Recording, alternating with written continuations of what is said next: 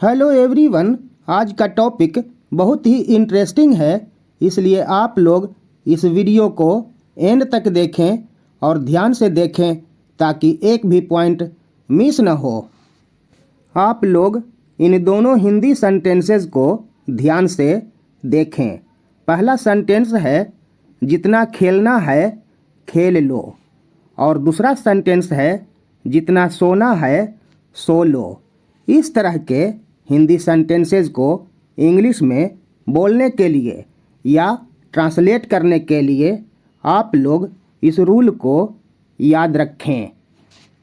सबसे पहले वर्ब के फर्स्ट फॉर्म लिखें, उसके बाद एज मच एज लिखें, उसके बाद सब्जेक्ट लिखें और उसके बाद वांट लिखें। अब आप लोग यह सोच रहे होंगे कि इन दोनों हिंदी सेंटेंसेस में कोई सब्जेक्ट नहीं है, तो आखिर ये सब्जेक्ट के जगह पर क्या लिखा जाएगा। तो आइए इसे अच्छा से समझ लें। जितना खेलना है खेल लो, इस सेंटेंस को आप लोग चाहें तो इस तरह से भी लिख सकते हैं, तुम्हें जितना खेलना है खेल लो। तो आप यहाँ देख सकते हैं कि इस हिंदी सेंटेंस में तुम्हें सब्जेक्ट है, इसलिए आप लोग सब्जेक्ट के जगह पर यू लिखें। अब आप लोग दूसरे सेंटेंस को भी देखें, जितना सोना है सो लो। आप लोग चाहें तो इस सेंटेंस को ऐसे भी लिख सकते हैं कि तुम्हें जितना सोना है सो लो। तो आप इस हिंदी सेंटेंस में यह देख रहे हैं कि इसका सब्जेक्ट है तुम्हें, तुम्हें के लिए यू लिखें।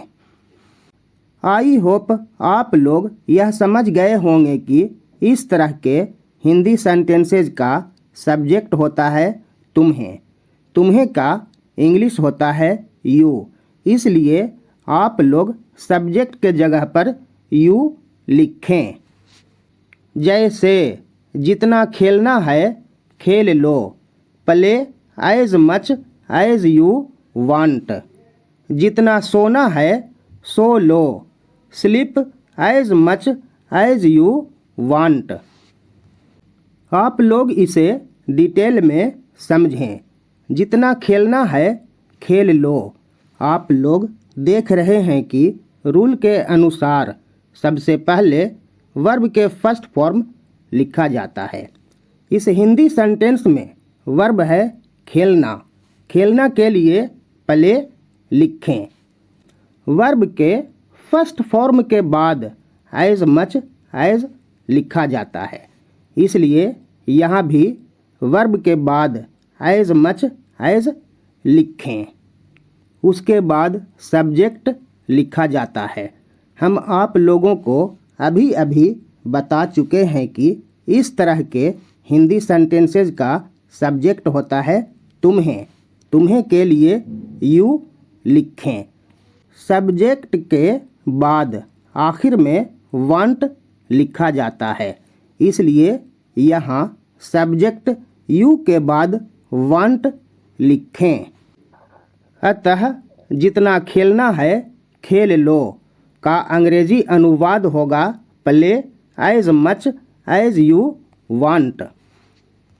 अब आप लोग दूसरे सेंटेंस को भी देखें, जितना सोना है सो लो। आप लोग देख रहे हैं कि रूल के अनुसार सबसे पहले मेन वर्ब के फर्स्ट फॉर्म लिखा जाता है। इस हिंदी सेंटेंस में मेन वर्ब है सोना, सोना के लिए स्लीप लिखें। उसके बाद एज मच एज लिखा जाता है, इसलिए यहाँ भी स्लीप के बाद एज मच एज लिखें। उसके बाद सब्जेक्ट लिखा जाता है। हम आप लोगों को बता चुके हैं कि इस तरह के हिंदी सेंटेंसेस का सब्जेक्ट होता है तुम्हें, तुम्हें के लिए यू लिखें और उसके बाद आखिर में वांट लिखा जाता है, इसलिए यहाँ भी आखिर में वांट लिखें। जितना सोना है सो लो का अंग्रेजी अनुवाद होगा sleep as much as you want. आप लोग कुछ और एग्जाम्पल्स को देखें और इसे समझें। जितना पढ़ना है पढ़ लो, read as much as you want. जितना हंसना है हंस लो, laugh as much as you want. जितना बोलना है बोल लो, speak as much as you want. Read के जगह पर आप लोग चाहें तो स्टडी भी लिख सकते हैं।